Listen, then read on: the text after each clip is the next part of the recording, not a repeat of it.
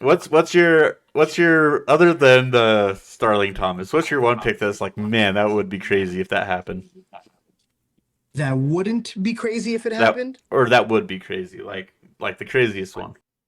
I mean, the Bijan Robinson to the Yeah, that would be to the wild. Bengals is actually pretty insane Yeah. because I think that would be some like world breaking like ridiculous Oh, move. offense and Him ending everything like up in that. that offense would be insane. Yeah.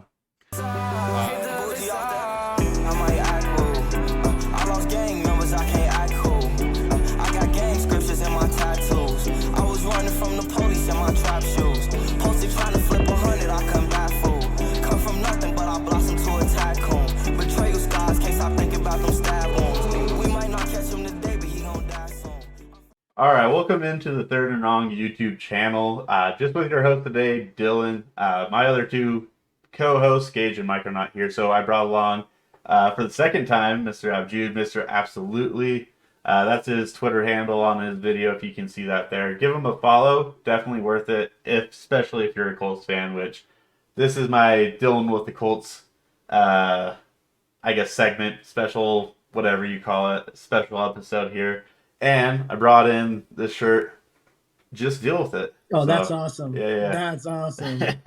yeah. I have another one. It's kind of a big deal. So Oh, this nice. is Is actually that your own merch? no. I don't have merch like that. But, Oh, okay. so this is a Portland, I think. Let's see Mhm. if we can show it here. Portland baseball team. I think they're like single, Yeah. double, triple A, something like that. But their Mhm. mascot name is Dylan, I think. And yeah, so my family always sets me up with stuff like that whenever they see it. So yeah, maybe That's maybe when I cool. got some merch like that, we'll get some merch like that. Yeah, right? Oh yeah. But yeah, welcome into this video. We are going to be covering a few different things, specifically just Colts related. That's where we have a mutual interest. And if you didn't watch the one before, I've picked Mr. Absolutely off of Twitter because I like his opinions. He's not necessarily your, what would you say, just, packaged opinion that everyone has. And Yeah, he your comes average follow the crowd guy. yeah, exactly. He's got some stuff to back up his opinion too, so I definitely appreciated that. But we brought him back again because last video was so good. We got to go do another one. But anything you want to say real quick to anyone watching? Well, if you're part of Colts Nation, please follow me. I love interacting with all of Colts Nation, Definitely does. all the Yes. crazy takes. I love, all the camaraderie. The hate sometimes gets a little out of hand, but for the most part, I let people do them. Everybody's entitled to their own opinions. Yeah. But I'm no GM, I'm no expert or anything like that. I'm just a guy who's obsessed with the game of football. That's it. Yeah. That's awesome. And like I am trying to say more and more often, the third and wrong at the bottom, the reason that we have that name is almost like a disclaimer. We are not always right. This is something that Right. gets us off where if you're watching this and you want to hate on us, that's for you. That might be your way of therapy and all that kind of stuff. But we're here just give our own opinions. Hopefully, be a little bit more contextual, a little bit more Hmm. insightful on things. And if you haven't already and you like our channel, definitely drop a like, drop a comment, give your opinions on us. We definitely respond to them.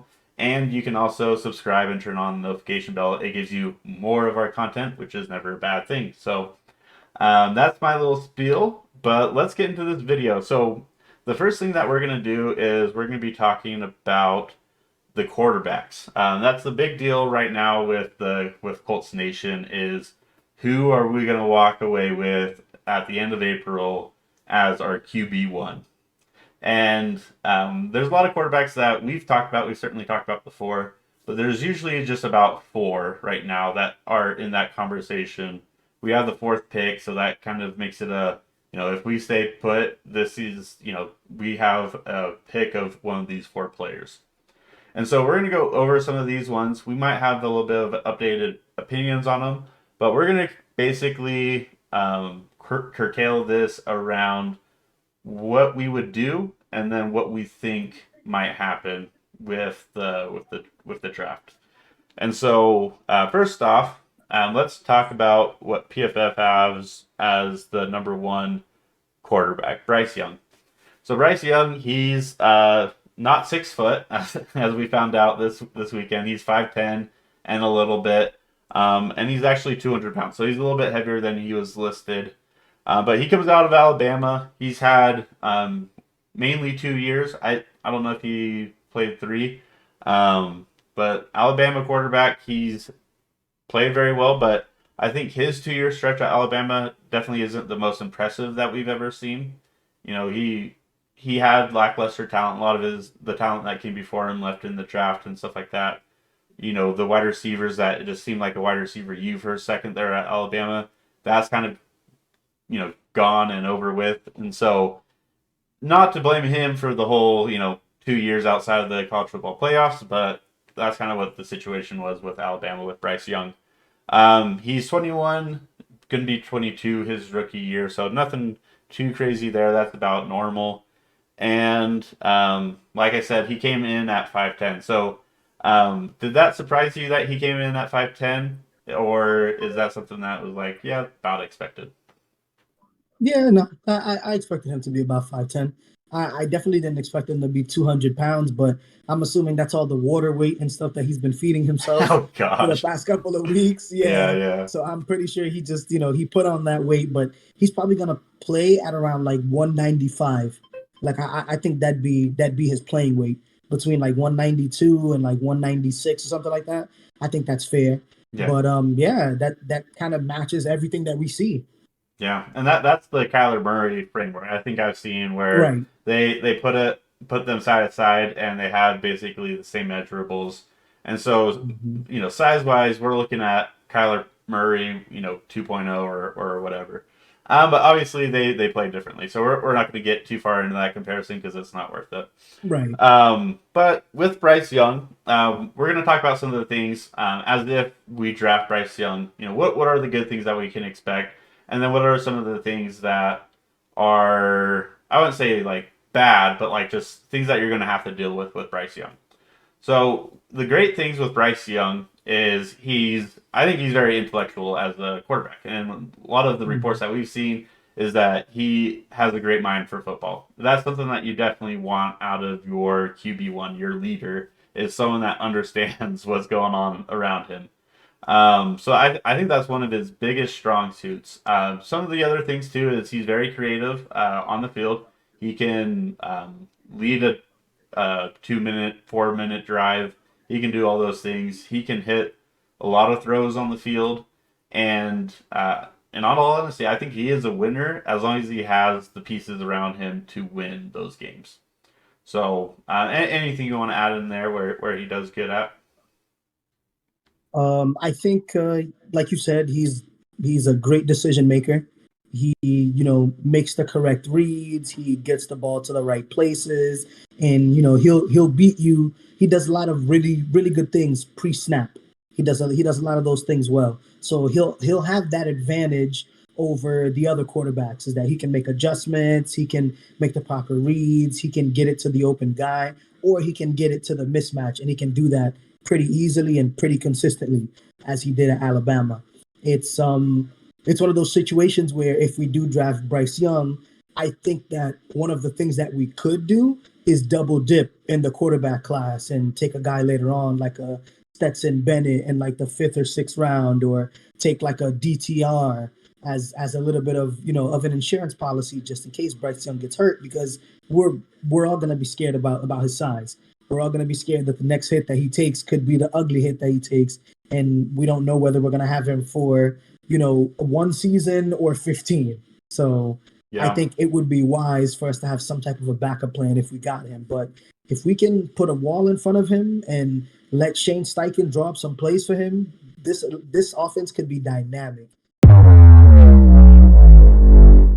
All right. Sorry, I just had to fix my mic there for a second. But leading on with what absolutely was saying there, but you'll see a lot of people compare Bryce Young's size to other small quarterbacks that have succeeded, and I don't think Bryce Young is one of those ones that I'm as worried about as the other ones, like Drew Brees, definitely wasn't super mobile. I think there's some other ones like Doug Flutie, Fran Tarkenton, stuff like that. They're smaller quarterbacks, and they were able to survive and win. So I don't think that is putting out on Bryce Young. I don't think that's necessarily like Bryce Young's size negates him from playing in the NFL. But that's what we're going to get into as far as what you're going to have to deal with Bryce Young. We just talked about the good. Let's kind of go into that. What I've seen, and we just watched this low light video I cut up of Bryce Young before this video, are things that you would expect out of Carson Wentz throwing the ball or just running the offense. Where if he's lost confidence in his receivers, offensive line, or whatever, things can unravel for Bryce Young. It's not something that I'm going to say is going to happen 10 out of 10 times, but when it happens, you don't have this 6'5" frame, 230. You can take a hit. You can extend the play and take those extra hits from the Micah Parsons, the Dexter Lawrences, the Fred Warners. Like people that deliver shots. And with Bryce Young being that size, it takes 2 or 3 of those in a year to really put your season and your career in jeopardy. And so that's where it's like, okay, is this risk, worth passing up on someone that I'm going to feel a little bit better with taking some shots in the NFL, stuff like that. So I think that's the biggest thing is whether it's his size or just how he plays. When he is under distress, it can unravel on him. And I think the biggest games to look at are the LSU game and the Tennessee games that they lost. He was definitely under pressure a lot more, and he didn't have faith or trust in his receiving core and his offensive line, and it just scares the crap out of me. But is there anything else you want to add in that framework of things you're going to have to deal with Bryce Young? Well, yeah, I think the concern with Bryce Young is the same thing as the concern with CJ Stroud in a way. It's the whole, Ohio State quarterbacks and Alabama quarterbacks. It's hard for them to replicate the success at the next level. And that's because of the guys that they play with. They play with a lot of high caliber guys. They play with a lot of NFL guys. They play with a lot of guys that, make your job easier as the quarterback. All you have to do is get it there. But in rare situations, like for Bryce Young last year, where not all of his receivers were the 5-star quality guys that he was used to working with, and if they were higher quality, higher caliber guys, then they were transfer guys like Burton, who transferred over, and so he needed a little bit more time to work with those guys, and he wasn't going to be able to get the right amount of chemistry or produce the same numbers. So in those two games, the Tennessee game, I think, was a little bit different because that Tennessee game, Tennessee came at them fast. Like Tennessee was firing. Like they wanted to score fast. They wanted to move the ball fast. They wanted to put pressure on Bryce Young to force Bryce Young to get into a shootout with Hooker. They wanted to speed up the pace of the game and they wanted to make him uncomfortable. And I think that, if a guy of Bryce Young's size doesn't feel comfortable back there in the pocket or even rolling out and things like that, he gets a little bit shaky. And those are the times where you can force him to make some mistakes. Those are the times where you can bait him into making some throws that he doesn't normally make. Granted, it's not I don't think it's that big of a deal because it happens to guys like even Patrick Mahomes, because I think that's one of the reasons why we beat him. We got him off platform a lot. We harassed him a lot. We forced him to, make some decisions that he doesn't normally make. So that's something added, on top of Bryce Young's height, and that we would have to, be considerate of. Like we have to keep that in our minds that if he's uncomfortable back there, and DCs are going to aim to make him uncomfortable back there, that Shane is going to have to help him out somehow. Shane is going to have to get him some easy throws or get his confidence back up. But when he's rattled, he definitely doesn't look like the same player. And it's the same with CJ Stroud. Like whenever he's heavily pressured, he doesn't look like the same player. Yeah, and that's the thing too. I tend to express a little bit stronger on the negative side of Bryce Young, and that's because I like to Mm-hmm. break the chain on the the mainstream thought on him. Hmm. Like to me, Bryce Young is a great prospect. I think I would be happy with him at 4, and I would have confidence in our organization building around him. The thing is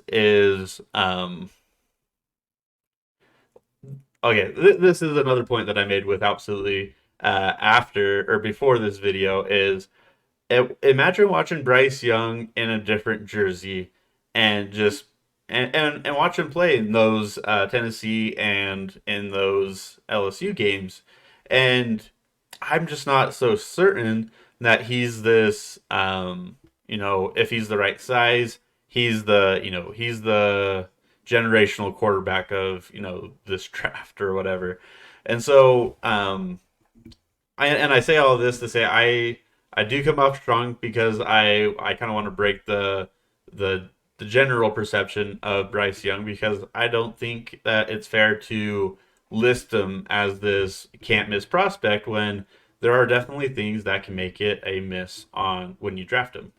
And that being said, I would be happy if we got Bryce Young, and I would probably buy his jersey and root for him. So this isn't full on knockfest for me, and I know that you definitely like Bryce Young. So I just want to make sure that if before the pitchforks really come out, we're not here hating on the boy. We just have some things to kind of steer away from him being the prime guy.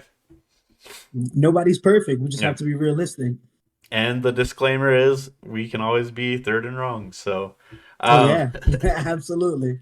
all right. So this next one here, we'll go with the PFF order here. This isn't necessarily our order, but let's talk about Will Levis. So I'm going to kind of give the same spiel. Will Levis originally was recruited to Penn State as a quarterback. He never beat out well, what's his face, Clifford, there. So, yeah. And to me, that's more of a Stetson Bennett thing, or who's the other guy? Jake Fromm. Justin Hmm. Fields had to leave because of Jake Fromm in Georgia. Hmm. That doesn't mean that Justin Fields is worse than Jake Fromm. It just means that the team is going to probably be better just sticking with Clifford because they don't have to change things up, and it's more of a political Hmm. game. So Will Levis not beating out Clifford doesn't mean he's not better than Clifford. There's a lot of things that can Yeah. go into it. So Yeah. he transferred, Different systems fit different quarterbacks too. yeah, and he was definitely used as a runner at Penn State, but he got transferred, or well, not got, he did transfer himself from Penn State to Kentucky, which is a basketball school in the SEC, which is not great. But one thing that you'll notice with Will Levis, he's a strong leader when he's on the field, and he's got his confidence flowing. And he's someone that definitely has his own opinions on things. He likes mayo in his coffee, so that's the one that you'll always hear. But the thing you will also always hear about Will Levis is that he was in a pro style offense. He did run the ball, pretty forcefully, dropping his shoulder and stuff like that. That makes me nervous. But he definitely has a lot of zip. He's got, at least the minimum size of your prototypical quarterback. I think the prototype is typically the bigger 6'4", 6'5", but he's no, small dude. And the thing is, he does have strong accuracy. He does have a strong arm where he rips it and it's, spiraled dead on a frozen rope. And just, I think I saw at the combine, he had the third fastest ball thrown at the combine in the last like 10 Oh years or something like yeah. that. So he can definitely Hmm. rip it. And he definitely can run the ball. So he's not necessarily your highest winner right now as a quarterback. He did go to Kentucky, but he did put up some pretty impressive games, and he definitely fought extremely hard as the quarterback for that team. So that's definitely a positive there. The thing with Will Levis is he is a little bit older. He should be about 24 when he gets into his rookie year. So that's kind of taking 2 years off of some of the other prospects out here. But the other things about him is he did come off an injury that kind of slowed his 2022 season down, and you can see a noticeable strain on his play from that injury. But he did fight through it, so I think that's a plus. And he didn't necessarily win every game. He did have games where he only threw for 98 yards, against a Tennessee team. So he's not a perfect prospect, and we're not going to build him up that way. But with Will Levis, the thing I think that the Colts will like about him the most is one, his size, his weight, and his physicality with his play. But he has that cannon arm that we see as, just get him on the field and, plays will happen. But I still kind of hesitate on some of the things with Will Levis that we just haven't seen yet, is all. So what are your thoughts on our boy Will Levis? I think he has a decent amount of untapped potential. I think that, him playing at Kentucky actually did him, more favors because I feel like it forced him to actually become a quarterback. Like it forced him to actually become a guy that elevates some of the guys around him or gets them to play, a little bit better than they would normally play. He's not surrounded by NFL caliber guys. He's not surrounded by, super athletic guys. And he played in the SEC, like you said. So, the fact that he carried a basketball school to winning 10 games and playing in a bowl game, like that in itself is pretty amazing. And the man has a master's degree in finance, and he had a really high GPA. And I know that doesn't necessarily means that he's the smartest person in the world, but getting your master's degree and getting a high GPA in school means that he's very good at learning. And that's a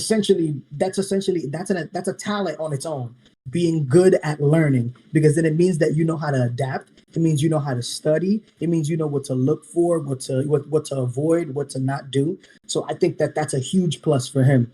And I think that people like Josh McCown and Jordan Palmer saying things like Will Levis has unique arm talent. And I feel like a lot of people misunderstood that, and they took that as, oh, Will Levis can throw the ball far, or Will Levis can, he has a strong arm and he can zip it in there. He can But it's sidearm about it as he's watching, falling right? down. Exactly, right. It's about watching the way that he throws. Like for example, how CJ Stroud, when he throws, it looks very mechanic, but it looks very fluent. It's like all of his motions are exactly the same because you can tell that he's been practicing them. Will Levis throws the ball with a flick of the wrist. When they were doing the 9 routes today at the combine, Will Levis threw the ball from his own 30 to the opposite 25, and it looked like he wasn't even trying. And he threw it like on a rope. Like he threw it. So hearing things like that about him and like seeing things like that, he has rare arm ability. But of course, like all of the other prospects, he has things that he needs to work on. Sometimes his footwork is inconsistent. Sometimes he doesn't really make good decisions in the red zone. But I think that has more to do with him wanting to play hero ball because he's essentially the entire Kentucky offense. So it's like he has to make something happen. It's not like he has a defense. It's not like he has, other elite athletes on the field with him. So I feel like that part of it is manageable. Like I'd be more okay with the fact that he's a gunslinger who takes shots because he has confidence in his arm, because I would much rather dial back him being aggressive than to tell him that he needs to be more aggressive. Yeah. I think that's the thing with CJ Stroud too, is I feel like CJ Stroud kind of needs that extra aggressiveness in his game too. Mm-hmm. But yeah, with Will Levis, one of the things that I've watched games. I've with the quarterbacks, I tend to just watch full games. All the throws completed or whatever. And I don't Mm-hmm. really like watching highlight tapes because highlight tapes can kind of give you a false impression of the guy. But Right. with Will Levis, because he doesn't have a lot of talent around him, when you see that highlight tape, you're like, oh, cap, like this guy has a lot more, going for him than what you see on, say he plays a game against Memphis or something like that. Like, yeah, he'll Mm-hmm. put up some good highlights or whatever, and he'll do the typical quarterback stuff. But just Mm-hmm. watching Will Levis on his highlight tape, that's the thing that like kind of got me a little bit more excited on it, because I know what he does, you know, throughout the game is good, and I would be happy with it. Like I haven't seen anything where I'm like, oh man, that's a red flag for me.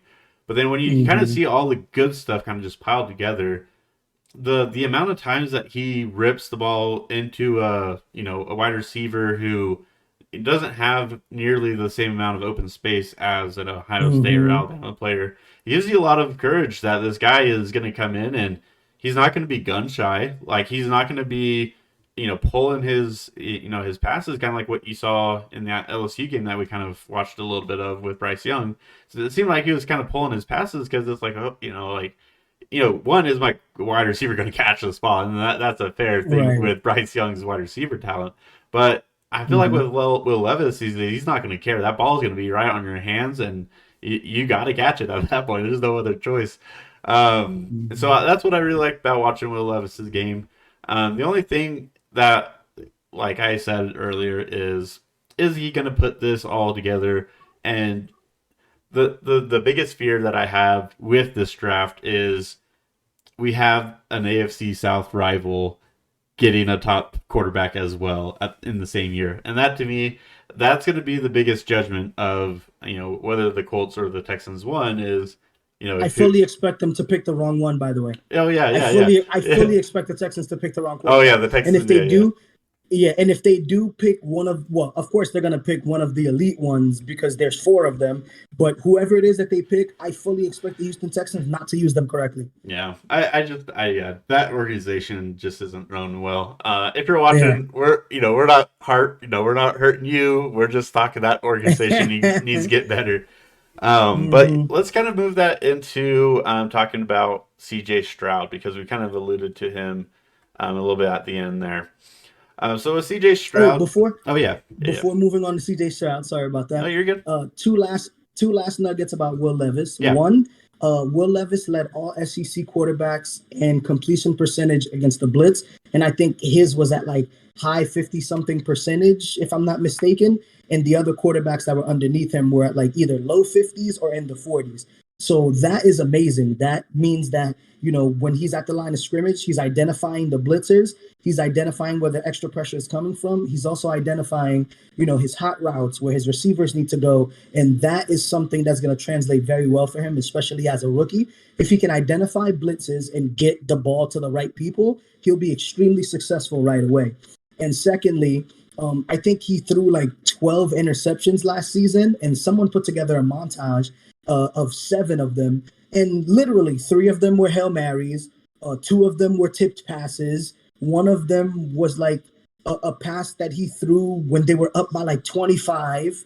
And then the other one was like a ridiculous play made by the corner. There was one of them that was an obvious pick six that he threw, but it's like if you get yeah, one obvious pick yeah. If six you're out of gonna like throw, all 12 of his yeah, interceptions, yeah. If you're gonna right? It's not throw, really that big of a deal. let's see. If you're gonna throw 350 times, you're gonna get a pick six. Right. So Right. Yeah. yeah, And things like that, like I feel like, more people need to take into account because a lot of his interceptions either, were bad situationally or they weren't necessarily his fault.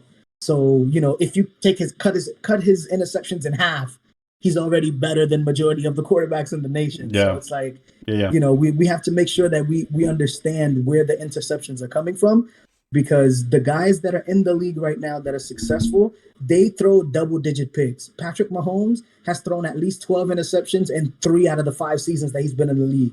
So throwing interceptions isn't really that big of a deal. Of course, you don't want your quarterback throwing 20 plus, but if or your Jameis quarterback is throwing Winston, 10, right, 30 for exactly, or throwing 30. 30, exactly. But if your quarterback is throwing like 10, 11 interceptions, it's not the end all be all if they're also producing scores on the other side.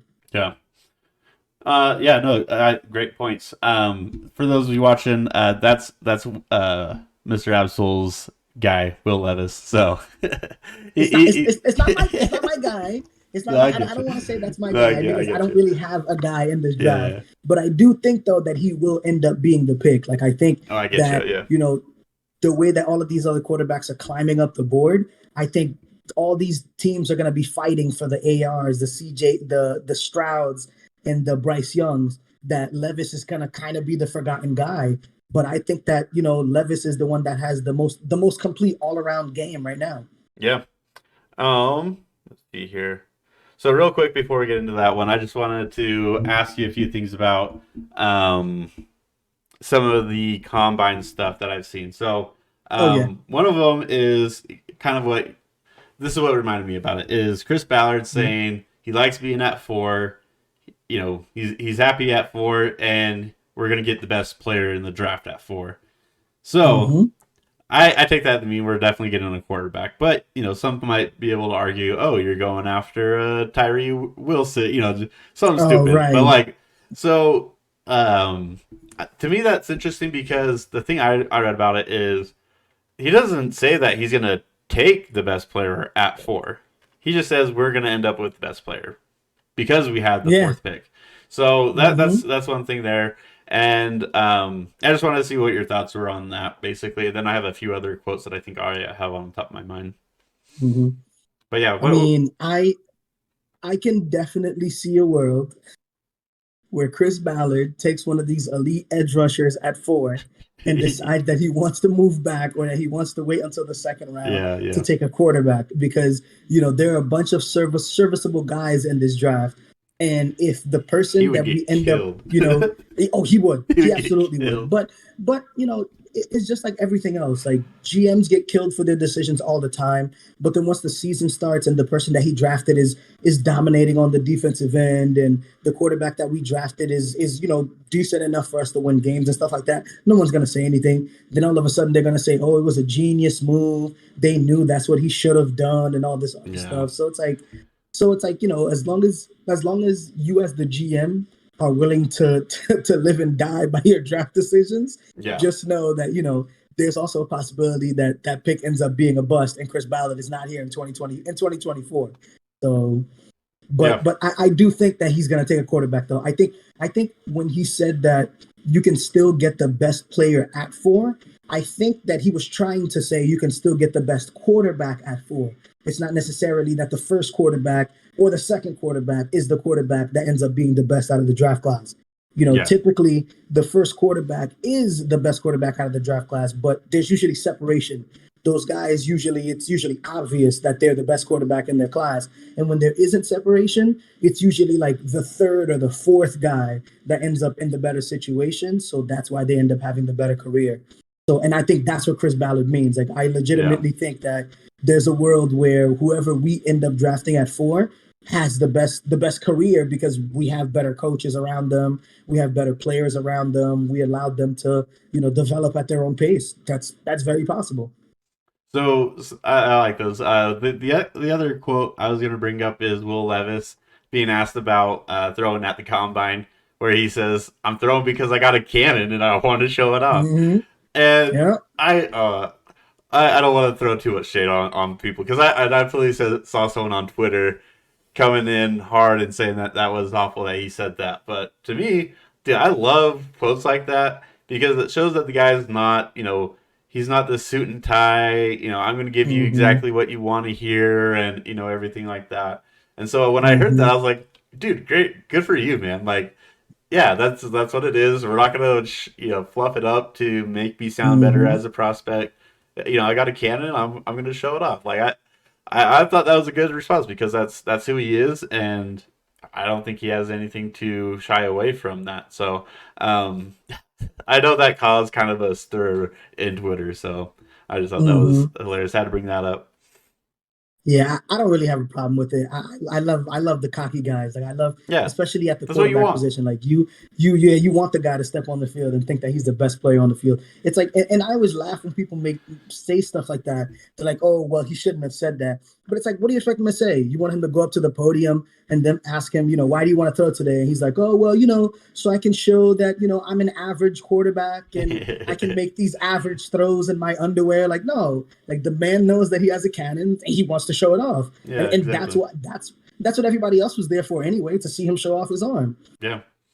All right, so we got some of those quotes out of the way. So let's move on to the third rated out of PFF's little guide here, C.J. Stroud. So I'll admit this is my guy. I can Mm-hmm. admit that at this moment.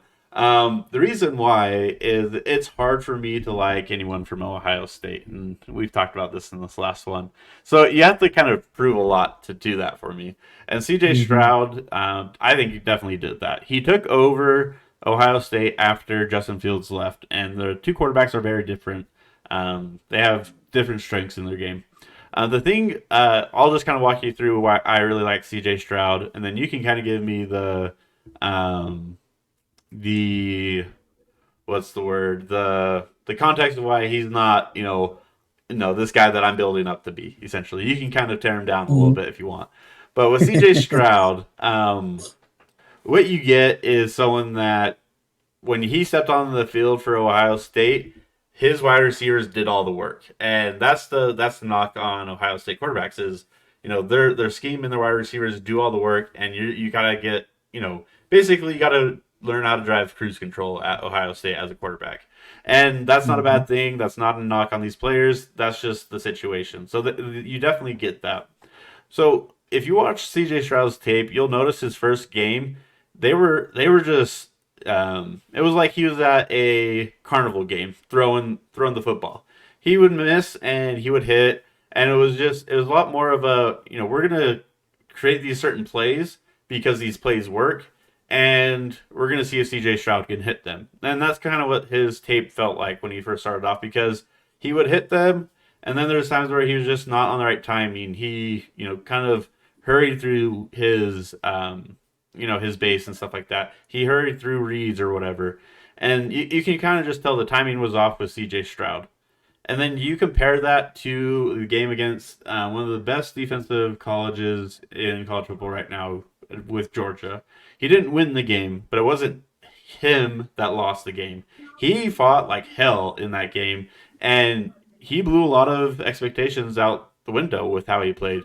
A lot of people said he couldn't move. He definitely moved in that game. A lot of people say he couldn't really play, out of schedule. He definitely did that. I was really impressed with the touchdown he threw to Marvin Harrison Jr., Oh where the man, the play breaks down, he gets out of the pocket. Marvin Harrison Jr. is running left, and CJ Stroud goes, "No, go that way," and drops this dime in the end zone. And drops it in a bucket. yeah, dropped it in the bucket. He's wide open because of what he did during the play. It wasn't because Marvin Harrison's a freak athlete like he is, but it's just that kind of stuff. It's like, man, he did not do that at all. And especially in that first game, that first year he was doing good. Obviously, Ohio State won a lot of games, and I believe they were in the college football playoffs, if I'm not mistaken. But This past season, yeah. it was the year before that. Did they Oh, make the year it? before that too, yeah. Okay, okay, Hmm. okay, yeah. So Yeah. he definitely got there, but he last year was cruise control. This year he was playing around with what the car would give him essentially, and you can kind of see that where the game slowed down for him against Georgia, which is a hell of a thing to say against Georgia as the college quarterback. So that's why I really hold that one game high. That because of every other game before that, and it kind of just shows you the maturity in CJ Stroud, his willingness to learn, get things right. And like we just saw in this combine, is his throwing mechanics is smooth. Ball gets there, zips there. He can hit all the throws on the field that you want. He's got that 6'3" size. And really, the biggest thing with him is he's not this premier, runner, essentially. And he's not someone that's going to do that often where he's going to stretch the pocket. He's gonna do the Mahomes 20-yard curl to get himself into a position to throw the ball. But hopefully he doesn't have to do that. He can read. He can get the ball wherever he needs to. So I'll let you kind of give more context to it. You're the Ohio State fan, and I think you've definitely seen more of his play in in the game day and everything like that. So give me your perspective there. I personally love CJ Stroud as an Ohio State fan. Like you said, he has grown leaps and bounds from the quarterback that he was 2 years ago when he started in his first game, and even the guy he was 3 years ago when he came in relief duty for Justin Fields. Like that guy and the guy who just played this past season are like worlds apart. And I feel like CJ Stroud has turned himself into the ultimate distributor. And I feel like that's essentially what he is. Like that's his superpower. He is an accuracy specialist. He is a ball placement specialist, like he calls himself. And he can make any throw. He can get it from right hash to left hash. He can get it from. He can take deep shots. He can throw intermediate routes, short routes, and he throws them with incredible accuracy. So I think that is his biggest strength. But I'm concerned about the fact that one, he's an Ohio State quarterback, Hmm. and when Ohio State quarterbacks go to the next level, they struggle unless they get the necessary talent around them. And I feel like we're seeing that happen right now with Justin Fields. And I think that if Justin Fields stays in Chicago and they get him some more weapons, I think that he'll be a much better player because he's also a distributor, and that's what he was at Ohio State too. He didn't really use his legs all that often, but all he did was distribute to Chris Olave and Garrett Wilson and Jeremy Rucker and all those playmakers. So I feel like with CJ Stroud, it's more about location, it's more about landing spot. I would be more afraid of CJ Stroud landing on a team that's outside of the top five than a team that is in the top five. The only team in the top five that I'd be deathly afraid of if CJ Stroud ended up on is Seattle. And that's because Seattle has a really good O line and they have the number five pick from Denver. So they have a really good O line. They have a really strong run game. They have two elite weapons at the wide receiver position, and they picked up Noah Fant from that trade as well. So I think that in a situation like that, where you have Geno Smith that's starting, CJ Stroud wouldn't have to start right away. But if CJ Stroud were to beat out Geno Smith in camp, then you could have a chance. You could have a chance to have a really elite offense. And I think a place like Carolina too. Like if Carolina were to jump up, were to trade up to get to like three or to jump to one and take CJ Stroud, I think Frank Reich will be able to make some good music with CJ Stroud down there in Carolina.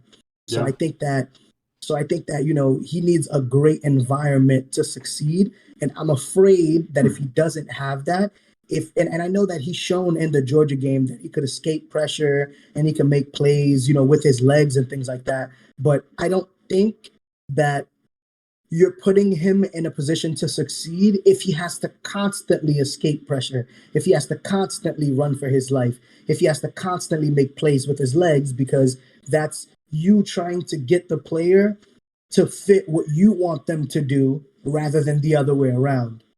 Yeah. So that's my main concern is, the mishandling of the situation depending on where he ends up. Like if CJ Stroud were to end up in Houston, for example, I'd be a little worried that they wouldn't be able to maximize his talents because their O line isn't as good. And I don't did they hire a new offensive coordinator Where at? in Houston? Oh, well, I would assume so. I haven't really been following. I'll Yeah. go look that up Well, real quick. I mean, either way, their biggest mistake so far was they hired our old offensive line coach. They hired Strausser as the offensive line coach. So I don't think that bodes well for them at all.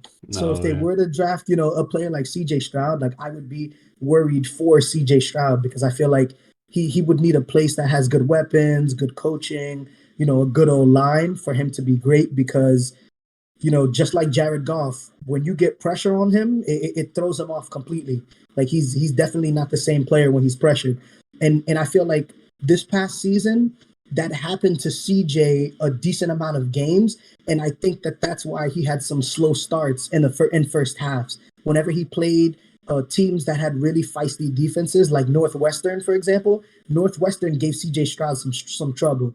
In that game, they had to run in that game to win that game. And I think Mayan Williams had like 178 rushing yards and 3 touchdowns or something like that for them to win that game. So I'm a little worried about CJ Stroud when it comes to playing teams that have like diverse blitz packages or that have like really good coverages or elite front fours. Like if you have an elite front four and you can get pressure on him and drop seven, I think that that's one way that he would struggle because if you put hands on his receivers and throw them off the spot, he's a rhythm and timing kind of quarterback. So I think that DCs will find ways to frustrate him very early, especially if he ends up on a team that doesn't have that much talent. So Yeah. that's my biggest concern. So I'm just showing here the Niners passing game coordinator Bobby Slowick. I think he was with the Rams for a little bit. Is who was hired Mhm. in Texas to By be the the Texans, yeah. Texans offensive So coordinator. But yeah, I think you definitely raised some good concerns. I'll save my thoughts for Frank Reich for Anthony Richardson because okay. yeah, that's who I have in my mock drafts. Getting Anthony Richardson is the Panthers. So I'll bring up Anthony Richardson here at this point. Then let me cancel all of that.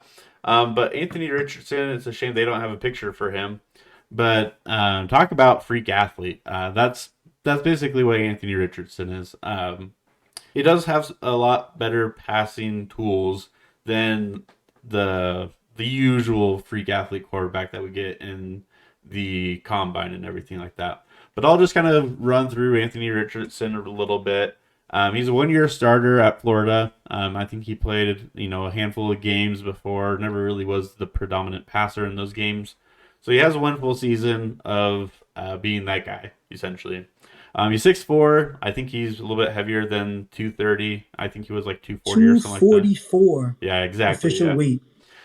He's young. He 20, gonna be 22 in his rookie season, and he's the highlight king when it comes to football and college football this last year. He definitely puts on a lot of highlight tapes, and he shows you that he has a tremendous ceiling. To me, ceiling means a little bit more than just throwing far and running fast. He does show where he can get the ball down the field really far, but on time and accurately. He does show that. He shows that he can take the ball 70 yards with his feet. He can truck a defender. He can juke a defender. He can do a lot of things with the ball in his hands. The thing that you'll always hear with Anthony Richardson from us, though, is his consistency as a passer is not going to win games in the NFL until he develops past that. But the thing that I've kind of grown on lately is that Anthony Richardson can survive the NFL long enough to develop. And what I mean is what you see with a Jalen Hurts, Lamar Jackson, trying to think of other ones, Josh Allen. You can kind of put Yeah, in the until same their bucket arm too. catches up with their legs. Yeah, it's as a rookie, the biggest thing right now is if you're getting drafted as a first round quarterback, you basically have to start that year at some point, and you have to show that you can win a game, or Hmm. a handful of games or whatever. You're not expected to be in the playoffs. You're not expected to be an MVP candidate. Those aren't the expectations. But your expectations is to get on the field and to win games, win a game at least, and kind of Hmm. show that you can survive essentially. And so with Anthony Hmm. Just be Richardson, competitive. yeah, just be competitive. With Anthony Richardson, I would look a little bit more closely to what the Ravens did, the Eagles did, the Buffalo Bills did, is they had a strong supporting cast around him where he could, show off his athleticism. He can, be that thorn in a defensive coordinator's mind all week and still have room to grow. So with Anthony Richardson, he's not someone that I want with my first overall pick, unless I have a few things that I know for sure that I just can't learn from the tape, and that's just who he is as a learner, as a grower, how he can develop, his supporting cast around him, all that kind of stuff. There's a lot to get into that. I'm not paid to get access to that information, so.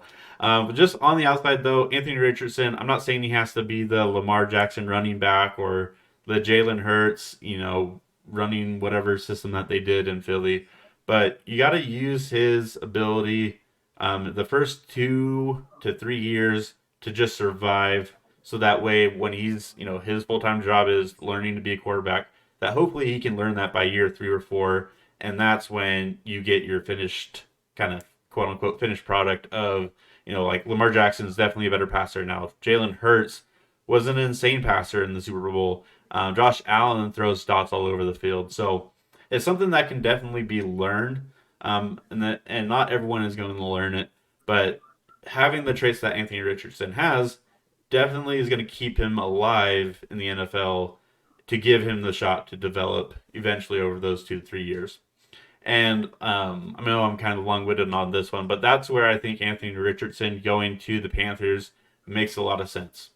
Frank Reich doesn't have the expectation of being this, NFC South winner right away, this playoff contender. Like, that's not the expectation that I don't think anyone has for the Panthers right now. Everyone knows they need a quarterback. Everyone knows that they got a new head coach and they, got all this around them now. But with Anthony Richardson, you get a creative head coach with Frank Reich. He's someone that's going to be able to draft up all sorts of different plays. Um, and you have a good enough defense there that you're going to win games just because you're going to bust a big run or a big, touchdown throw or whatever. and when I said I was going to hold off on Frank Reich, um, I do have to kind of just take a second here and talk about Frank Reich and the Colts. Is I really hope he learns from being too passive early in the season, because that's where I feel like the Colts really failed with Frank Reich. Was it just seemed like we could lose games and eventually we'll make them up later on in the season, and that's what really killed the Colts in my opinion. And I think that's where a lot of players kind of just didn't want to do that last year. Is like, we've been doing this for 4 years. It's hard to do that every single year. So I don't think Frank Reich is necessarily the most home run hire for the Panthers, because just that mentality is hard in the NFL. But I do want to say Frank Reich with Anthony Richardson could make a lot of beautiful football. And I think it would be really scary to run into the Carolina Panthers when they have this 6'4", 244, just beast of a dude that hardly wears any pads, wears the smallest helmet possible for his head shape, and is just trucking dudes. So I Mm. I would love to see Anthony Richardson become this MVP player, this this one that just takes over the league. But it's just there's so many things that I don't have access to make that decision. But I want to Mhm. give you the floor. I went kind of long on that one, but give me your thoughts on AR-15, and we can kind of round out the quarterbacks here. Man, Anthony Richardson is exactly what I thought he was going to be. He is 6'4", 244. He ran a 4.43. It was the official time. Wow. He broad jumped like 10.9 or something like that, and he's just and I think he his vertical jump was like 40, One. almost 41 inches. Yeah, it was close to 41. Yeah. So, but all of that stuff is stuff that you can see on tape. You can see him dominate everybody around him. You can see him running through that same LSU defense that we spoke about that was giving Bryce Young so much trouble. And he was like bouncing off guys and stiff arming guys on his way to the end zone. I think that Anthony Richardson's floor is 1,000 yards rushing. Like, I think that he is that good of an athlete on the ground. Like, when it comes to running the ball, it'll be very hard for anyone to stop a 240-pound man going 22 miles an hour, full speed, coming down the field with the way that he's built. That's a business decision, and a lot of people are not making that business decision at the next level. So I think that that's going to be a big weapon for him. I think his I think the thing that scares me the most is that when it comes to the accuracy numbers, right? So, for example, guys like Josh Allen and Jalen Hurts that you brought up. Jalen Hurts, for example, threw for 65 plus percent in 3 out of the 4 seasons that he was in college, and he did it at 2 different schools. So he was an able passer when he came into the league, but his first season when he was there that he played, the Eagles didn't really have that many weapons. Alshon Jeffrey was hurt. They had their 2 tight ends, but I believe Zach Ertz was hurt often, so they didn't have the necessary weapons for him to get the ball to them consistently, for him to perform the way that he should have performed. And then he gets AJ Brown this year, and he has Devontae Smith, and Dallas Goedert is healthy. Their old line comes back intact, and just from play design and play action, and from play action plays that they get from just running the ball. That's how he was able to complete a lot of his deep passes and have a lot of open looks. Whereas AR, on the other hand, his completion percentage was in like the low to mid 50 percentage. While Josh Allen also had the same percentage while he was in college, I think he threw for more yards that year than Richardson did, and I think Josh Allen had a little bit more help on his team as well. But it also took Josh Allen about 3 years for him to get to the point where he's now known as an elite passer. So it's not something that he just woke up one day and he just fixed it. So that's one thing that I'm very concerned about. And even if AR doesn't take a lot of hits, typically athletic quarterbacks don't last in the league because every single time that you run, it's wear and tear that's going on your legs. And that's why running backs don't last. Added to the amount of hits that they take when they rush the ball, every time you run, you're working the muscles in your legs. Every time you scramble for 75 yards, you're working the muscles in your legs. So over time, like that tends to wear down, and that's how those non-contact injuries end up happening. Like Kyler Murray taking a wrong step and tearing his ACL. And I'm not saying that's gonna happen with AR, but that's something that there's a higher risk of it happening because he's rushing far more often than say a Will Levis will at the next level, or that a CJ Stroud will at the next level. So that's one of my biggest concerns. And when it comes to quarterbacks in the NCAA who had mid to low 50s in percentage when they were in college, those guys are either out of the league in 3 years, and the only person who isn't is Tyrod Taylor. So, and Tyrod Taylor had to learn to be a better passer. He had to learn to win from the pocket and make some good decisions. And, he took the Bills to the playoffs by throwing the ball and not just running. So even a guy like that had to adjust his game to become a better passer so he can last longer in the NFL. So I think if we were to take a guy like AR, it would be like, we intend on trying to win a championship in the next 3 years. It would have to be we would have to use up his athletic window as soon as we can before, God forbid something were to happen to derail him. I think that's what the Ravens are afraid of right now with Lamar, because I think that they feel like because he was hurt this past season, that now moving forward he's going to be more prone to lower body injuries, and they don't want to pay a quarterback all that guaranteed money if there's some indication that he's going to end up getting hurt from using his legs too much. Yeah. Yeah, and kind of just to add just one last thing on there is the reason why running backs don't get drafted as much in the first round is their shelf life, right? That's Mm-hmm. why they're not getting paid in free agency. So let's add that into the quarterback position, and hopefully that makes them not have a shorter life, shelf life. Like Mm-hmm. that's why I have such an issue with quarterbacks that are used so much in the running ability, and I think it's going to catch up with Mm-hmm. Josh Allen too because he's kind of the person that's surviving a little too much right now with running. Right.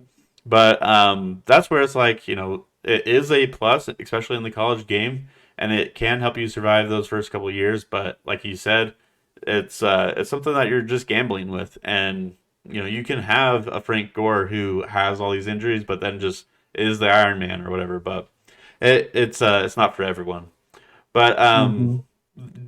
that's going to kind of wrap up what our conversation is with the four quarterbacks. Unless you have any last minute thoughts there.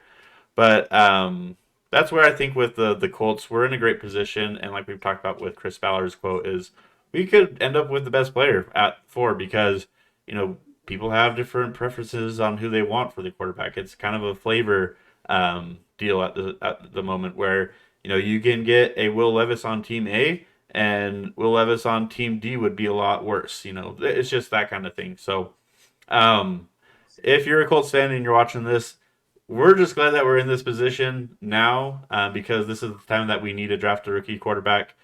We obviously don't want to be back here because we want to be winning games, but we got to take advantage of this pick and turn it into a quality quarterback. So we're gonna talk about a few other things with the Colts coming up in the draft, and I think that's just going to be who we could potentially target in the second round, given that we keep that pick. That's something that we may not be able to get to do is to keep that All pick. right. So I'm going to pull up some of these PFF rankings just to kind of get us in the ballpark here. People that might be, we're still on quarterbacks, that might be in that, I think we're pick 34, if I'm not mistaken. So 30. Well, if we're fourth, then we'd probably be 36. it's probably 36, yeah. Um, Yeah. okay, so um, I'm going to talk about a few people that I think might be there. We got Andre Carter. I think he's going to kind of slip a little bit. I don't think he's as, freaky as an athlete as a lot of these guys are. So that to me kind of Mm-hmm. screams a mid to late second round pick. But let's go to page 2 and just kind of talk about some of these players.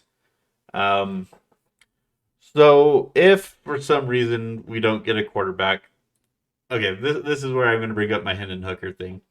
Um, Mm-hmm.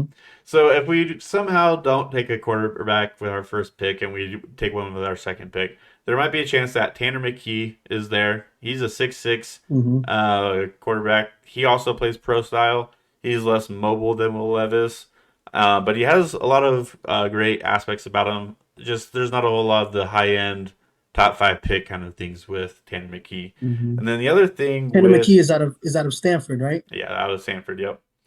Yeah, I think he's just another Davis Mills. Yeah, I think he's better than Davis Yeah, Mills, but yeah, I mean that's a kind of the little thing bit where better. Yeah. yeah. Trying to find Hendon Hooker because I was assuming that he'd be here. But the thing with Hendon Hooker, and this isn't anything against Hendon Hooker, but there are people that are just dead set on let's draft someone and then just draft Hendon Hooker with our second round pick. Like he's for sure going to be there, like Mm-hmm. like it's not a risk at all. And so like the thing Right. about that is like yeah, if you're not sold on any of the top four guys, don't take them, but don't Mm-hmm. not take one because you think you can get Hendon Hooker in the second. Exactly. I definitely see Pat McAfee say that, and that's probably why it's on people's minds. But Mm-hmm. you with the draft, you can't leave anything to chance. You don't know That's who's true. gonna trade up. You don't know who thinks Hendon Hooker is also a steal and wants to get above a team that needs a quarterback and passed one in the first round. Like True. there's so many things out of control where if you start playing it like it's fantasy football or Madden or whatever, you're gonna get got by some GM who wants to make a Right. case for themselves as well. So that's my thing with the whole Hendon Hooker thing. If he's there and we're not in love with any of the other quarterbacks and we don't take him, and we do get Hendon Hooker, I'd be happy with him. And I think he has a lot of good ball ahead of him. It's just he's old, he's got an Mm-hmm. injury. There's some things to kind of just like, okay, well, we're at top four. Let's just go with someone that's going to be there for 10 years, 10 to 15 years, and all that good stuff. Mm-hmm. But that aside, let's talk about our second round picks here at this point. So, some of the players that or some of the positions of need that we have are right guard. It's always fun to add a wide receiver or a tight end if we can, but we're pretty square there. But we have some defensive positions that we're not completely set at that we can add on in the second round. And so I think outside of guard, this is most likely going to be a defensive pick. And I think I know the guy that Ballard is going to pick if he's here. And Mm-hmm. it's going to be I think you probably already know. Where did he go? He's not even up this high. Um Julius Brents. Julius Brents. Yep.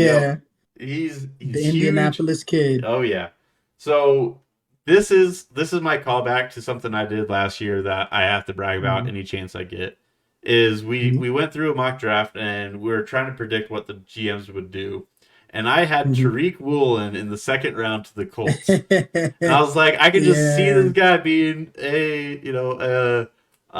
Chris Ballard cat. And I was like, I like Mm-hmm. his size, I He's a like his Chris speed. Ballard prototype. Yeah. So I was like, he might take him. And I was like, you know what, he might go before that or whatever. But he ended up going like what, Mhm. the fourth or fifth round? The fourth round. Yeah, Yeah. fourth round to Seattle. So I was like, Crazy. man, maybe I was on to something. But that's once in a blue moon that I get something right like that. But I could honestly see Julius Brents going here.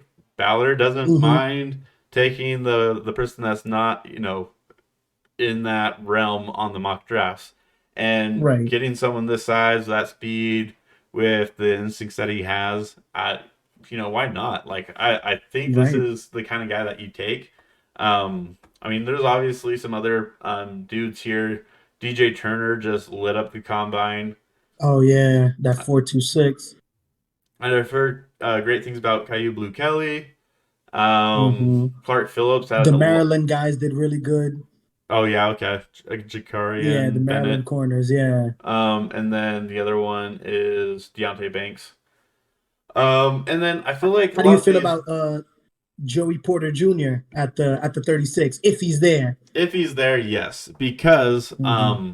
one, he's not the prime athlete of the position, but he's Mm-hmm. consistent and his pedigree is something that I like. Having that NFL pedigree, yeah, it's kind of like the cheap thing to get you in the NFL a little bit, But the Hmm. reason why is you They're ahead have, of the curve. yeah, they're ahead of the curve. They have an expectation of what the NFL is going to be. It's not too big for them typically, but Hmm. that's where I wouldn't mind a Joey Porter there. I'm just not expecting him to be there. Hmm. Yeah. I don't really necessarily expect Deontay Banks to be there. I think he goes sooner too because he's gotten a lot of hype lately.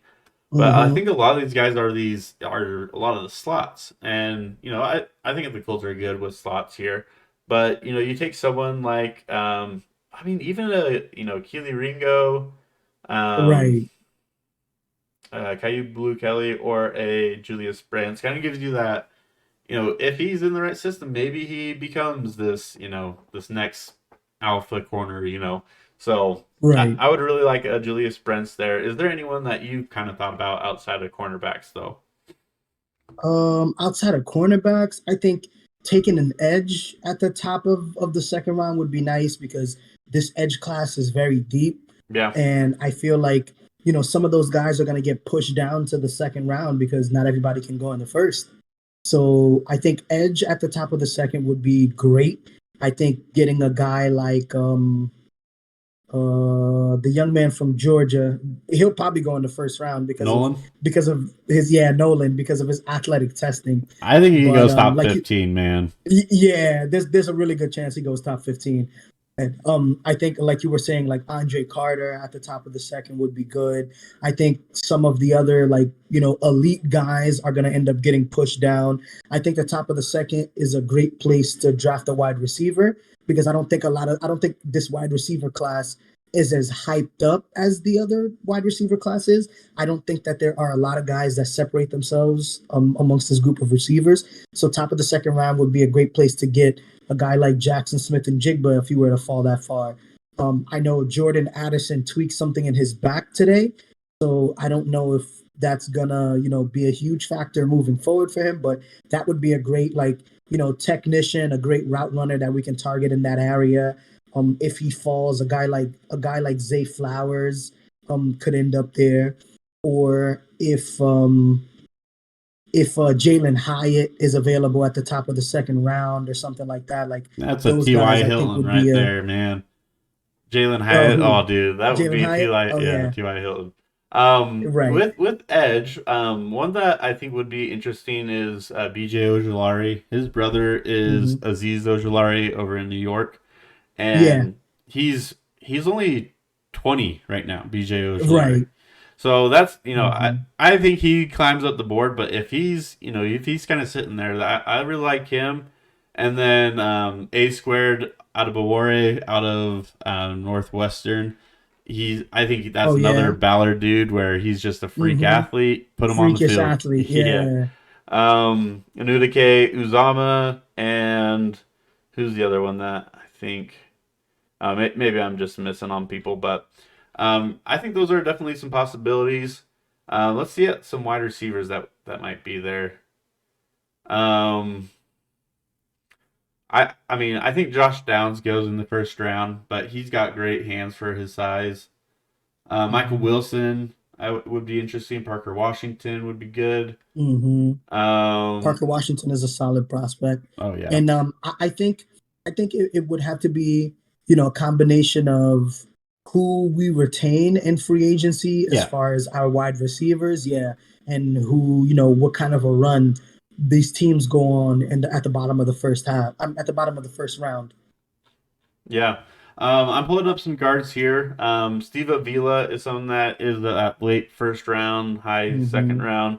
Andrew Voorhees, I think that would be another good prospect Solid there. prospect. Hmm. Um, boom, boom, boom. Jackson Kirkland's a big dude. Um, Hmm. okay, so those are guards. And then if we happen to need linebackers, because we're going to lose about two of them, Oh, there's going to be Capo from Popo, from yeah, Auburn.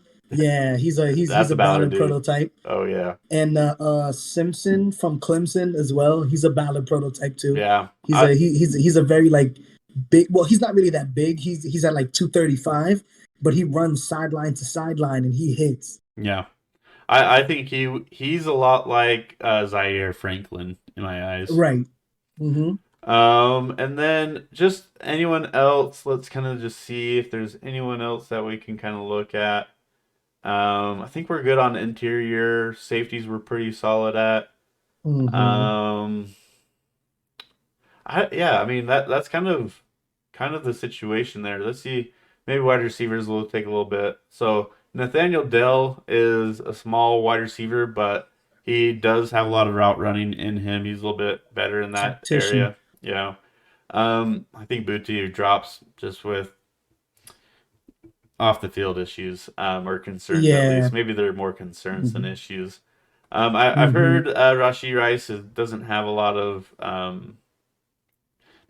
great tape, and that's someone I Yeah, haven't necessarily watched myself. yeah, Rashi Rice is a more like complete player. It's like he doesn't really do any one thing, spectacularly well, but he does everything at a decent, at a decent level. Like Yeah, he offers, some growth in the, route running or the hands department, but he has good athleticism, he creates separation, like he can beat you short, he can beat you deep, he can beat you intermediate. It's yeah. like, he's a jack of all trades. So the one I'll also bring up here, I kind of pulled him up here, is Trey Palmer. Um, I bring up this guy because I watch a lot of Nebraska because my Mm-hmm. wife and her family are big Nebraska fans. And so this is Mm-hmm. kind of a shout out there. But he did have the fastest wide receiver time at the combine. I think he ran a Mm-hmm. 4.33, and it shows on tape too. He's a burner.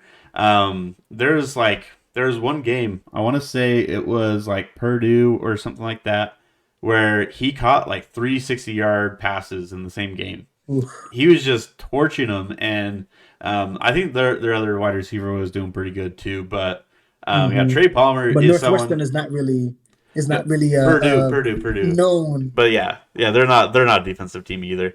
Right, yeah. Yeah. But it was still like Trey Palmer was definitely the dude for them. He came from LSU, I want to say, and also with Trey Palmer is he definitely can do the short and intermediate. He's not necessarily exceptional there, but that setting up those deep routes definitely is Mm-hmm. it takes some skill to just set them up, and he does that pretty well as well. So just another guy. I think he's more of a third round target, but I do like Trey Palmer there. I don't think he's 6'1", but he's still got some good size for his speed. So someone to kind of keep an eye Mm-hmm. on there. But definitely some dude I've watched that is good.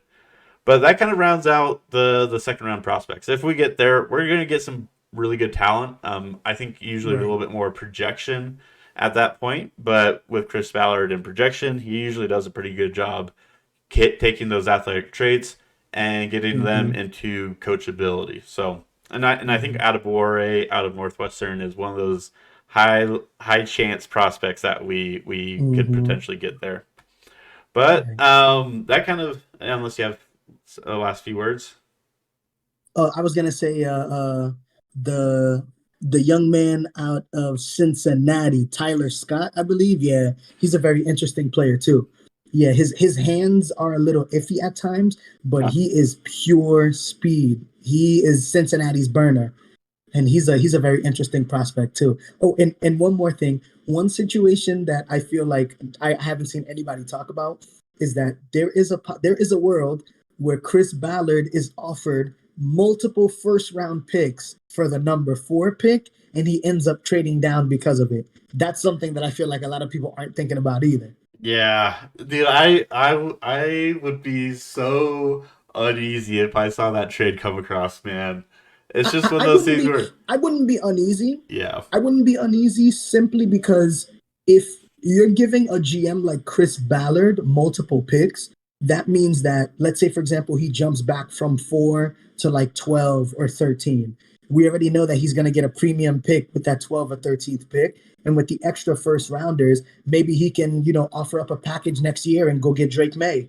Maybe he can offer up an extra first rounder and go get Caleb Williams next year. Like yeah, that. I think that would yeah, make us more dude. dangerous in the long Oh, run, but it would definitely yeah, create a lot of like uneasiness yeah, in the dude. present moment. People would freak out. I would freak out, man. I'll be honest there.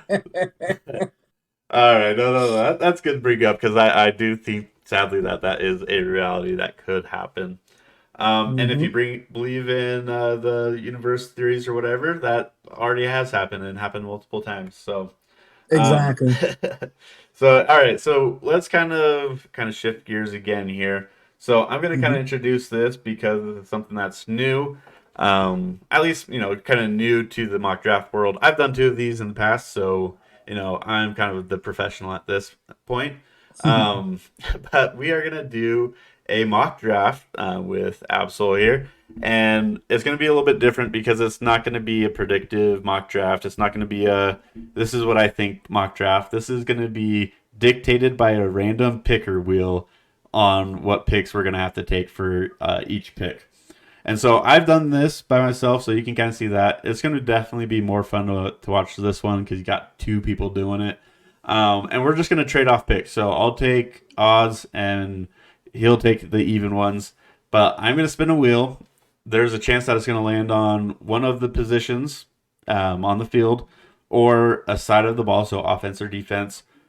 There's also, your choice. It could be a Power 5 school option, a non-Power 5 school option, or we have to trade the pick to someone. And we'll kind of just determine what trade works out for that team. But Hmm. it's going to be kind of chaotic because it's it's random. So it Hmm. ends up being pretty good, but I like it because we get to talk about some players that we don't normally get to talk about in mock drafts, and we get to talk about different fits that we don't normally talk about with mock drafts, and it kind of breaks up that kind of just repeating the whole thing again. And we're in that position of the off season where we're waiting on more information to really kind of start changing these mock drafts to be more accurate. So let's jump into this. So like I said, I'll take the first picks here, and then Hmm. you can have the even ones. And so I'll spin it, whatever it is. We will look at that position and pick whatever is best for that team at that pick. So first overall Let's rock pick and roll. for the Chicago Bears is gonna be offensive player. I do have to add as well. There is a really small chance that this one gets picked. If you can zoom in and see it, you'll kind of see what it is. But it's kind of my secret weapon here. It's a 1 in 450 chance of happening. So we might not even get to it this off season. But with offense and the Chicago Bears, um, let me pull us over. Not there to here. Perfect. One second, make sure I have this right. Okay, so if I'm the Bears and I gotta take an offensive player, that's not what I want to do if I'm the Bears. And we're not trading. We're not trading Justin Fields. That's kind of dumb. So we're gonna have to take the best thing for the Bears. And I'm just gonna go and take Paris Johnson Jr. out of Ohio State. I think that's a very solid left tackle for the future. And I know that they had some dude out of Utah, but getting a premier talent like that is going to help you far more than a wide receiver at one overall. But let's move over back into this wheel, and you have the Houston Texans number 2, and you got to draft Boo. an edge for the Texans. Yeah, if I'm drafting an edge for the Texans, I mean, if I am personally the one that's doing Yeah. it, I think the most day one ready prospect at the edge is Will Anderson. Okay. That's who I'd go with. I think that's my immediate, plug and play guy, and he'll probably get double digit sacks in year one. I Yeah. think he's technically sound. He's from a great school, and I think he'd be, the best option at that spot. Cool. I like it. Let's go Will Anderson, edge out of Alabama. All right. So my video that I did it, I was all over the place with changing the screens over. So there's a lot of times where I was picking players and they're just staring at the spinner wheel. Go third overall pick, Arizona Cardinals. Let's see who they got to take here. Defense. Okay, that's pretty easy Mhm. here. So I think That's most most likely what they're going with. yeah. So far this isn't too crazy. I mean, other than the Texans Hmm. passing on a quarterback, but Jalen Carter, Right. kind of that dude. So all right. Jalen Carter, yeah. All right, so you got the Colts. Lucky for you. You are going to be picking interior defensive lineman. Interior D line. So let's move on over. Interior D line. Who's on the interior D line?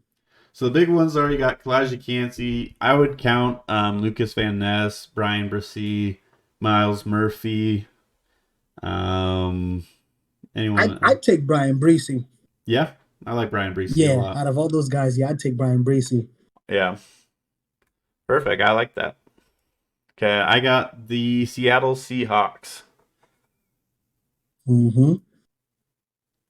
quarterback. All right. Quarterback. This Oh this man. this is. I mean, this would happen if these are the boys on the board. But Mm-hmm. yeah, I mean, kind of like what you said, C.J. Stroud would be dangerous with the Seahawks there. So Mm-hmm. I like that pick. Oh, and you didn't mention Ken Walker when you were talking about that loaded offense. So Oh yeah, yeah, that's yeah. just another point there. But Right. let's see who we got. You got the sixth pick, Detroit Lions, taking a Mm. non-power five player. This one is tough, dude. Like I tried doing this Right. one, it is tough.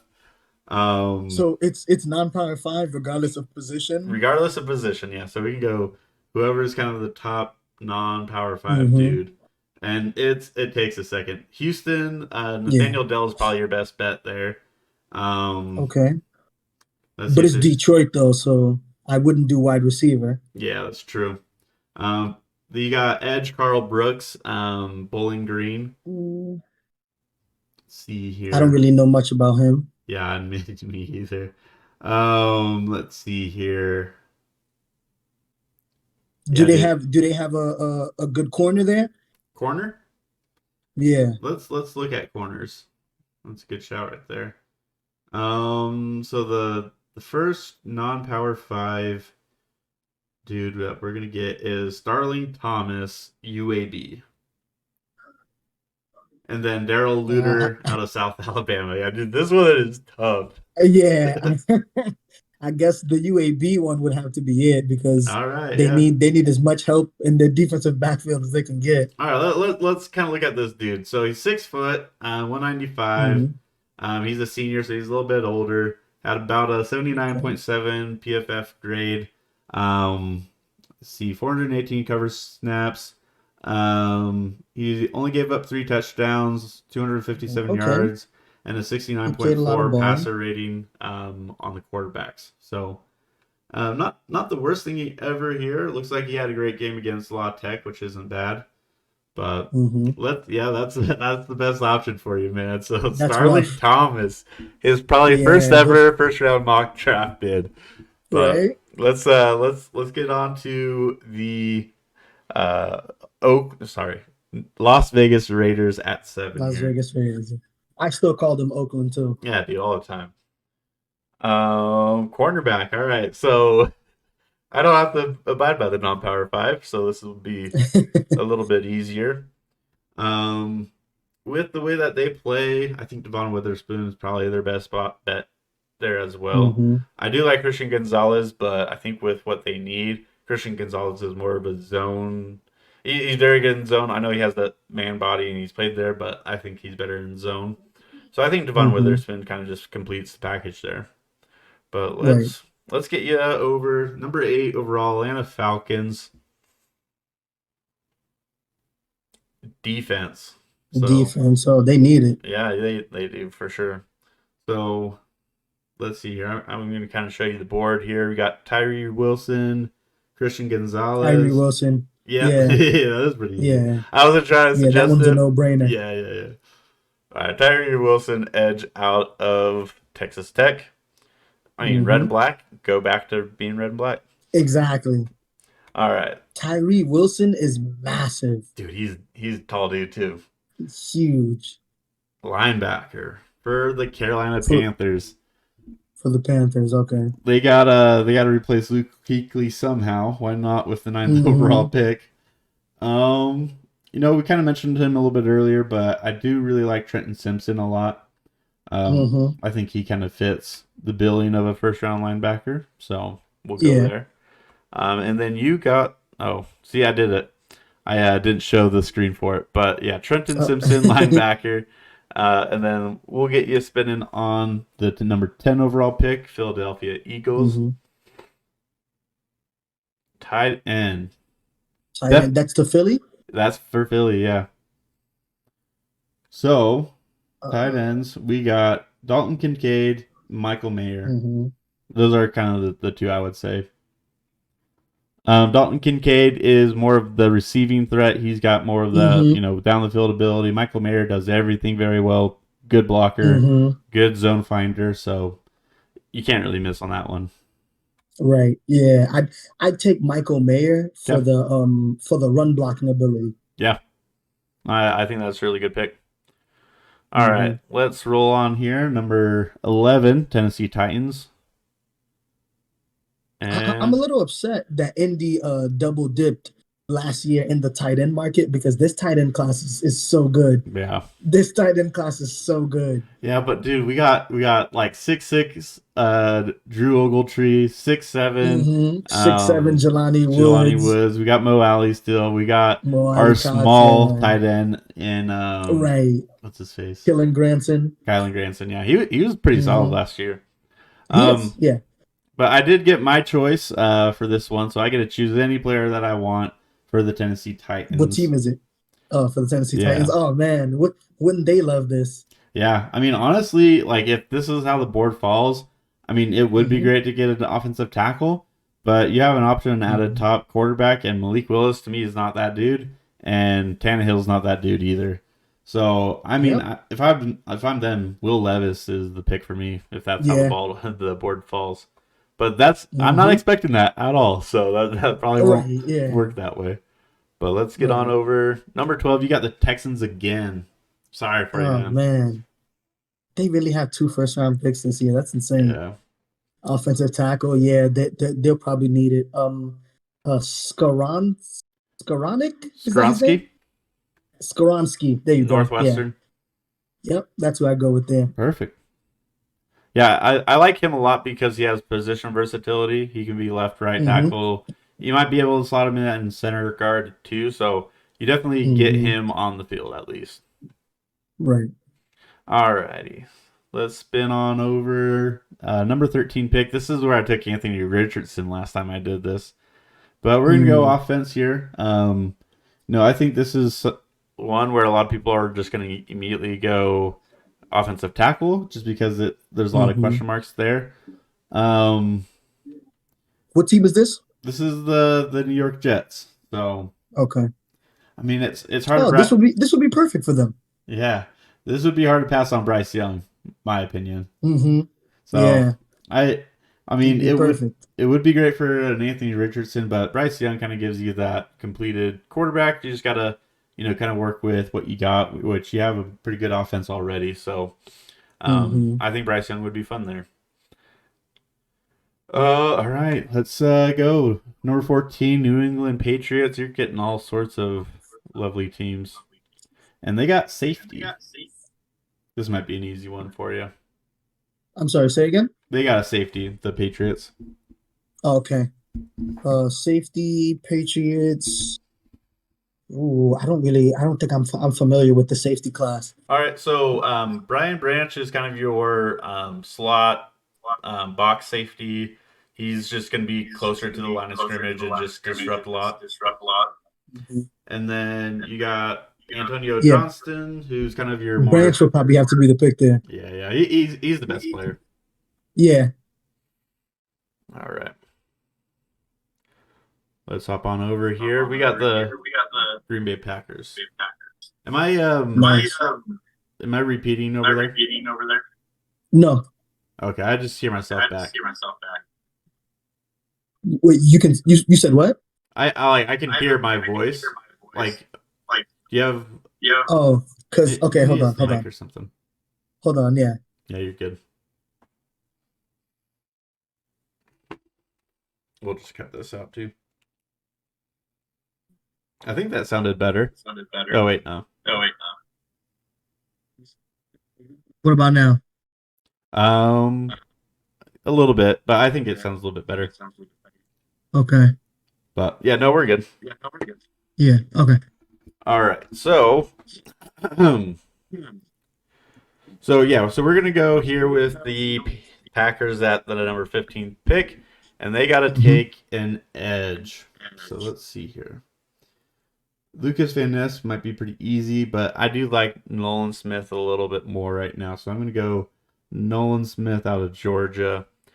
Just, I mean, he's fast as hell, but he also has a lot of great traits. I've heard a lot of great things about him as far as being a leader and just what he inputs in the room and everything like that. So I really like him going higher than people expect. You got number 16, Washington Commanders. Let's see here. They got defense. Oh, I'm not hearing you.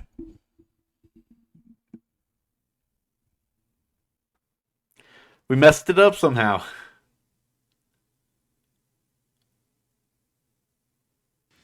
Oh, there you are. I'm back. Yeah, I think I can hear you now. Okay. All right. So, yeah, defense for them, I would probably go with the Pitt D tackle. Oh, yeah, Clash you can't see. Yeah. Okay, let's go Clash you can't see. Supposedly Aaron Donald 2.0. Yeah, him and Adebore are kind of in that mold. Mm-hmm. Hey, man, those guys are moving at 280 pounds. Oh yeah. All right, let's spin here. We got the Pittsburgh Steelers, number 17th overall pick, Mm-hmm. and we got my choice again here. Mm-hmm. All right, let me move over here. We got a few people that I like here. You know what? I might just go Broderick Jones though. Okay, that's Get solid. get a solid tackle, kind of shore up that offensive line. Then we can kind of hit the other positions later on in the draft. Right. All right.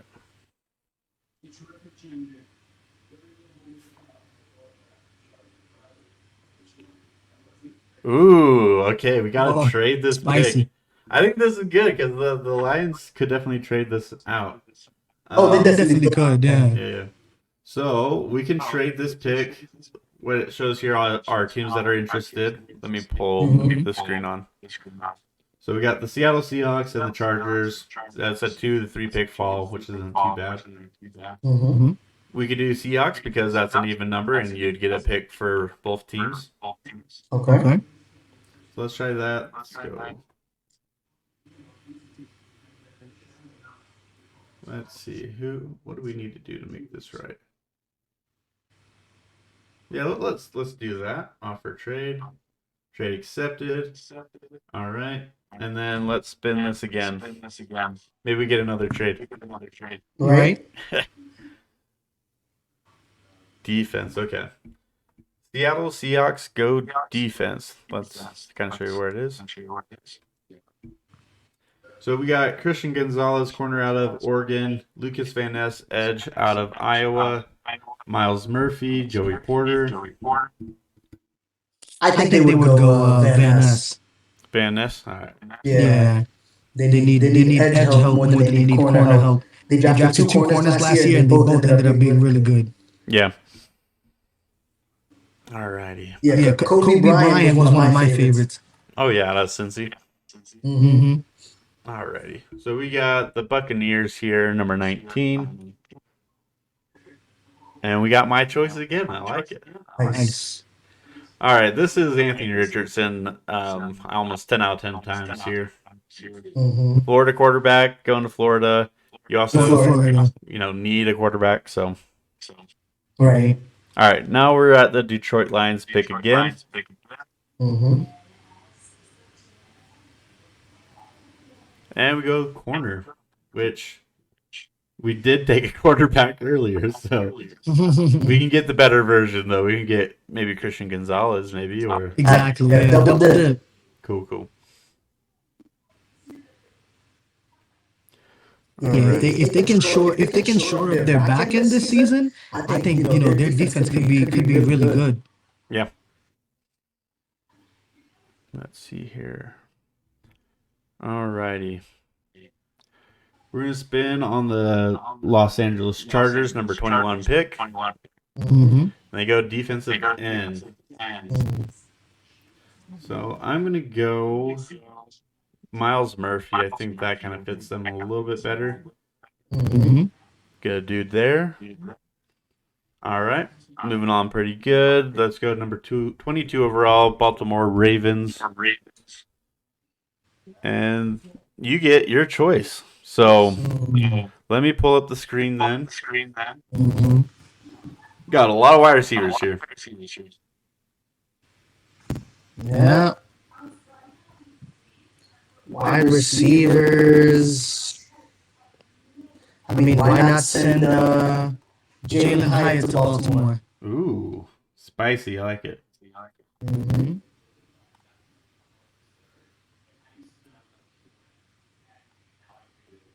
Jalen Hyatt. One of the better deep threats. Hmm.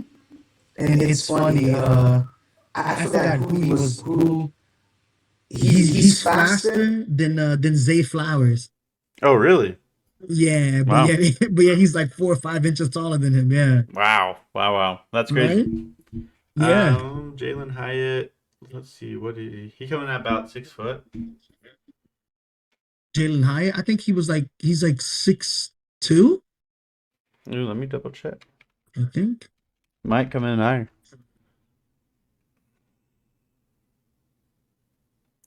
He strained his hamstring a little bit. Oh no. Yeah, we never want to hear about hamstring injuries when it comes to fast guys. Now he's 6 feet. Okay, cool, cool, cool. Yeah, 6 feet, Still, 185. yeah, still great wide receiver. Right. All right, let's. Definitely a burner. Yeah. All right, let's spin here. We got the Minnesota Vikings. They are going to be taking an edge prospect. Mm-mm. Who's Um, available at the top? I'm going to go BJ Ojolari. I like him a Solid lot. pick. Yeah. Yeah. Oh, yep. Sorry, I didn't bring the screen over that time. It's cool. Yeah, he's got that NFL pedigree too. Oh yeah. Alrighty, let's get you. This is the 24th pick, Jacksonville Jaguars. Hmm. All I right. got to draft for all the AFC South guys. Yeah, the defense is your pick here. Mm, Jacksonville Jaguars, D line, best available nose tackle. Nose tackle. Yeah. Defensive interior, you got Mozzie Smith, Siaka Ika. Siaka Ika. There we go. I like that. Yeah, Big he's a dude. good run stuffer. Oh Yeah, yeah. huge, and he's strong as hell. Yeah. Alrighty. We got the number 25 New York Giants pick right here. They got to go Hmm. offense, and they got a lot of good wide receivers here. Yeah. And let me. Oh yeah. I'm good. I'm gonna take Jordan Addison. I like him a little bit more than Quentin Johnson. Hmm. Just my cup of He's a tea there. perfect pairing for New York. Oh yeah, for sure. And you are number 26, Dallas Cowboys. Hmm. Tied in. Tight end Kincaid. There we go. Slap Dalton Kincaid over to Dallas. Give him Hmm. some good weapons over there. I had him going to the Buffalo Bills in my last one, and Oh I yeah, really like that one. they could use him too. Yeah, a move tight end. Oh, Kincaid would have been a good pick for the Jaguars. Oh yeah. Alrighty. Another trade. Oh, another trade for you. All right, let's see who's interested. You want to trade with Philly or kind of go another way? Wait, we have another trade option, or we can just keep the pick. So the spinner wheel went through on trade, so we got to trade it. But we can either go with what PFF is saying is a team interested, which is the Eagles, or we Mhm. can kind of throw a different team in there that maybe doesn't have a pick, like the Rams or something like that. And which team are we right now, currently? The Bills. So this would trade the The Bills out of the Bills. first round or down the first round or whatever. Yeah, trade with Philly. Okay, trade with Philly. I like that. Yeah. Mm-hmm. Okay, so we're just gonna do 30 for 27, and then let's just throw an extra pick in there. All right.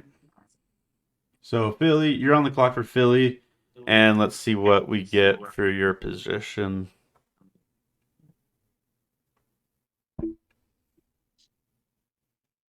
Cornerback. Nice. They definitely are going to need a corner. No, Who's the that is top definitely true. available corner? We got Joey Porter here, Deontay Banks. Still got some like the Clark Phillips, everyone else Porter down is there. probably the pick. All right. Yeah, Porter would be perfect there as Joey a Porter. Bradbury replacement. Oh, 100%. I like that. Mm-hmm. All right. We're going to go number 28 to the Cincinnati Bengals. Hmm? And they're going offense. Offense. Zay Flowers. Zay Flowers. I don't know. They got some wide receivers, man.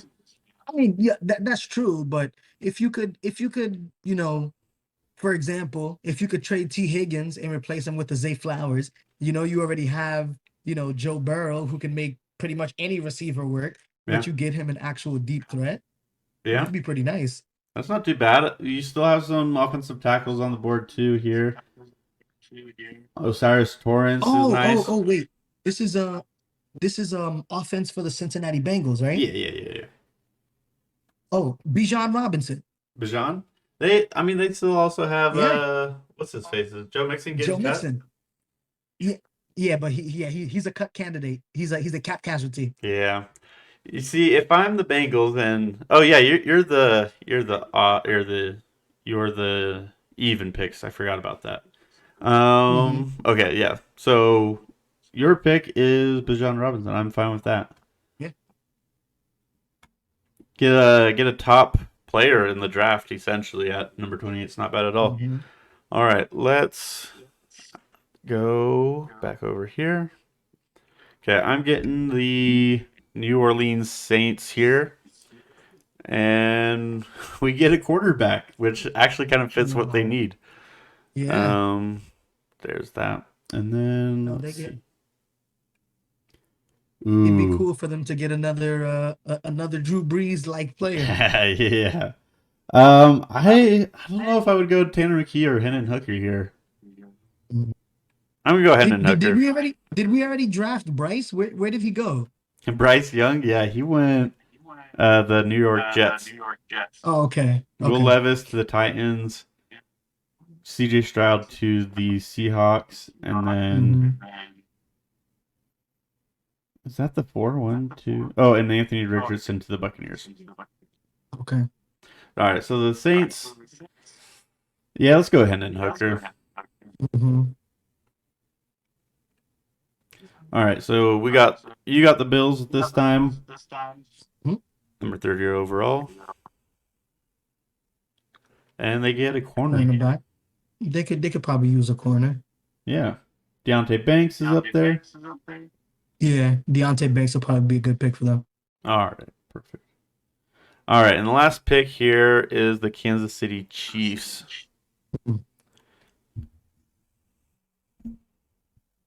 It's gonna be something offense.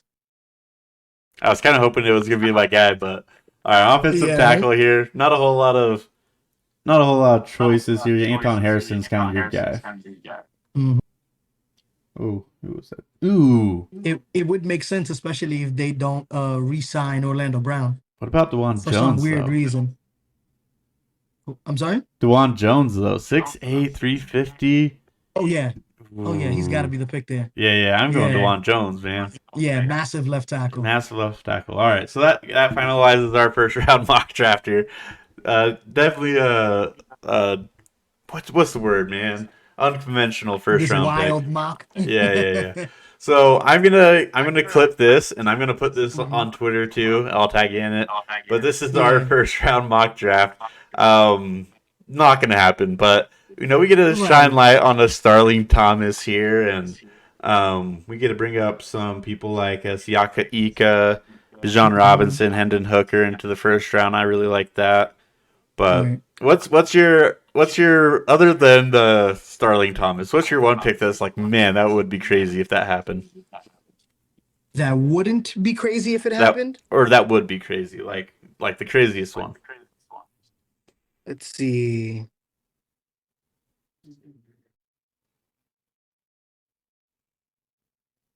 I mean, the Bijan Robinson to the Yeah, that would be to the wild. Bengals is actually pretty insane Yeah. because I think that would be some like world breaking, like ridiculous Oh, move. offense and Him everything ending like up in that. that offense would be insane. Yeah. I think Michael Mayer going to the Eagles is like just like one it wouldn't happen, but that's like an embarrassment of tight end riches right there for sure. Yeah, rich getting richer. Yep. But yeah, anyways, we got to the end here. We're gonna put this mock draft on Twitter, and hopefully we can get people to watch this because then they can understand why we went pretty crazy here with our mock draft. But Right. thank you for hopping on here. Like I said at the top of the thing, Mr. Absolutely is on Twitter. He's very active. Definitely will respond to you if you tweet at him. But thank you for being on again. Hopefully we get you back again. And if anything else, hope you enjoy this off season, this draft. Hope it does you good, and we'll see you on the next one. Of course, it was a pleasure. Thank you very much for having me on. Yeah. Have a good one.